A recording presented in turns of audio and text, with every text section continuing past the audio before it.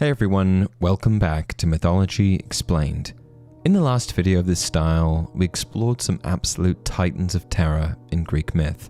Typhon, the 100-handed Hecatoncheires, the war-born giants, the petrifying Medusa, and the mighty Cyclopes, whose craftsmanship armed the gods themselves. Those creatures shaped the very balance of power between gods and titans, between order and the primordial chaos of the earth. But the truth is, Greek mythology didn't stop inventing nightmares after the first cosmic wars were won. Beyond those famous five, there are other monsters, some born of divine spite, some older than the Olympians themselves, whose power forced gods to strategize, heroes to innovate, and in some cases, Olympus to tread very carefully. Today we're diving into five more of the most formidable monsters in all of Greek mythology, being so dangerous that they changed the course of wars, made even the gods hesitate, and left scars on the mythic world long after their deaths. Let's get into it. The Hydra of Lerna. The Lernian Hydra lurked in a foul, reeking marsh so deadly that even its vapors were said to kill. This was no ordinary serpent. It was a colossal water dragon with a forest of snapping heads, and every time one was cut off, two more grew back in its place. Its very breath was poison, and its black blood could kill with a single drop. Hesiod traces the monster's origin directly to divine spite. White-armed Hera reared the hideous Hydra of Lerna for mighty Heracles. Hera didn't want to fight the Hydra herself. She wanted it to destroy Zeus's troublesome son. The Olympians treated the Hydra less as a beast and more as a living weapon. When Heracles finally faced it, his usual brute strength failed him. Every swing of his sword only multiplied the threat. Apollodorus describes the turning point. Iolaus, at Heracles' bidding, applied a firebrand to the necks and so prevented the growth. Working together, Heracles and his nephew used fire to cauterize each stump as it was severed, halting the endless regeneration and, at last, bringing the monster down. But even in death, the Hydra remained dangerous. Heracles dipped his arrows into its blood, and those arrows would later kill foes that raw strength alone could not, most famously the centaur Nessus, and, indirectly, Heracles himself. Diodorus calls the venom a poison which no man might survive. As for the gods, they kept their distance.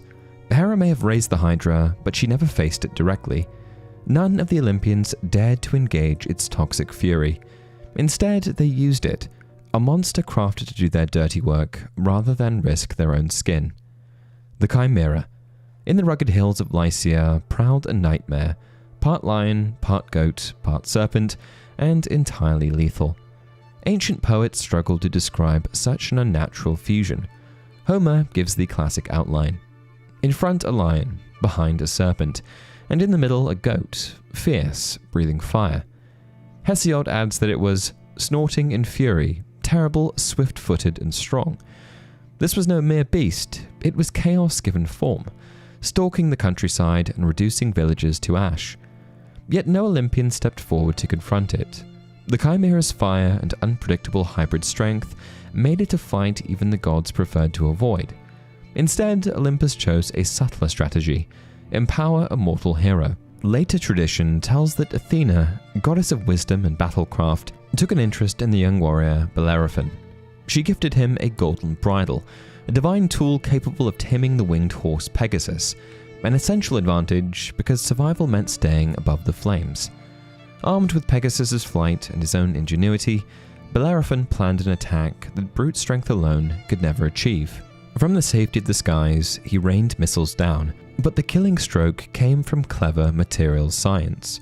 He thrust a lead-tipped spear into the Chimera's flaming throat. The monster's own fire became its undoing. The heat melted the lead into molten metal, sealing its windpipe and choking it from within. The Chimera's legend endures not just because it's terrifying, but because it forced Olympus to act indirectly. Here was a monster too volatile for even the boldest gods to wrestle with head-on. Rather than risk divine injury, they armed a clever mortal with flight and wisdom, letting human ingenuity succeed where raw godly might hesitated. Python of Delphi. Long before Apollo's silver bow ruled Delphi, the sanctuary belonged to Python, a colossal ancient serpent coiled around the Omphalos, the very navel of the world.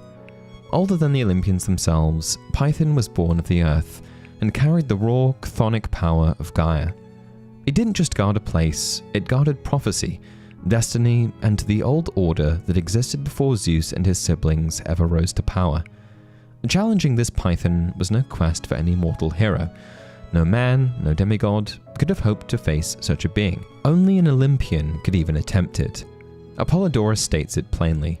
Apollo slew Python, who guarded the oracle at Pytho. Callimachus, in his hymn to Delos, imagines the young god taking the serpent's sacred seat of prophecy only after he had purified himself of its blood. Killing Python was not sport. It was an act that shook the cosmic balance and defied the oldest powers of the earth.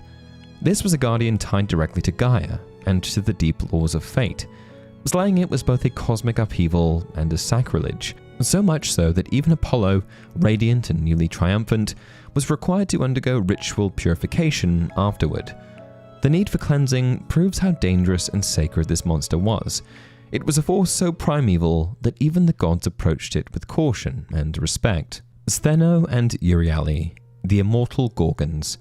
If Medusa deserved a place in Part 1, her sisters Stheno and Euryale more than earned their spot here. Hesiod names the trio outright, and the Gorgons, Stheno, Euryale, and Medusa, who suffered. But unlike Medusa, who was mortal and could be killed, Stheno and Euryale endure forever. They share every nightmare trait that made Medusa infamous: hair of writhing snakes, bronze claws sharp enough to rend armor, boar-like tusks, great golden wings, and, most feared of all, the power to turn any living creature to stone with a single look. Pindar speaks of their cries as enough to paralyze the heart with terror. These are not just monsters that heroes dread. They are creatures that even the gods treat with caution. The Olympians know better than to face them directly. Athena herself doesn't try to kill them. Instead, she turns their horror into a weapon, mounting a Gorgon's head on her aegis so that the terror of the sisters becomes her shield. That choice speaks volumes. If a war goddess would rather use their image than risk facing them, you know just how deadly they are. Perseus' quest shows the fear they inspired.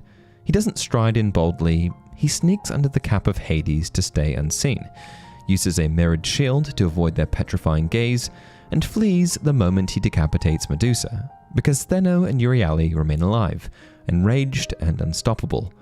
The gods arm him with divine tools, but stay far away themselves. Kampe, jailer of Tartarus. Last comes a monster most casual readers miss, yet one so fearsome that she single-handedly determined the outcome of the greatest war in Greek myth. Kampe was no ordinary guardian. She was a nightmare composite, a woman's torso fused with dragon coils, her hair a tangle of serpents, her body bristling with stings and claws, her tail ending in a scorpion's barb. Ancient poets describe her as a walking menagerie of horrors, each piece taken from the deadliest creatures of the underworld. Her task was simple but cosmic in its importance: guard the prison of the Cyclopes and the Hundred-Handers deep in Tartarus. Those prisoners weren't just strong, they were the ultimate weapons of the gods. The Cyclopes could forge Zeus's thunderbolt, Poseidon's trident, and Hades' helm of invisibility. The Hundred-Handers could bury armies under mountain-sized stones. But as long as Kampe lived, those allies stayed locked away, and the Olympians fought the Titanomachy badly outmatched. Apollodorus records the decisive moment without flourish. Zeus slew Kampe, the jailer, and released the Cyclopes and Hundred-Handers. But behind that single line lies the turning of the whole cosmic war. At the most desperate point, Zeus himself descended into the black abyss, confronted the jailer that every other god avoided, and killed her. Only then could he free the Cyclopes to forge divine weapons and unleash the Hundred-Handers' 100-armed avalanches that buried Cronus' army. Without that strike, Olympus would have lost. This was not a glory duel, it was a make-or-break mission that decided creation's balance. One monster stood between the gods and victory, and when Zeus finally brought her down, the fate of the cosmos shifted forever. Basically, the Olympians stayed away from Kampe until they had no choice. She was too dangerous, too critical a guard to risk lightly. No hero could have faced her, and when the war hung in the balance, Zeus himself had to act, striking down the jailer who held the key to Olympus' survival. And there you have it, 5 more monsters that pushed even gods to adapt. Hydra's poison, Chimera's fire, Python's ancient sanctuary, the undying Gorgon sisters, and Kampe, the jailer whose fall turned the tide of the Titanomachy. Which monsters would you add to this list? Let me know down in the comment section below. Also be sure to check out part 1 if you haven't already. See you in the next one.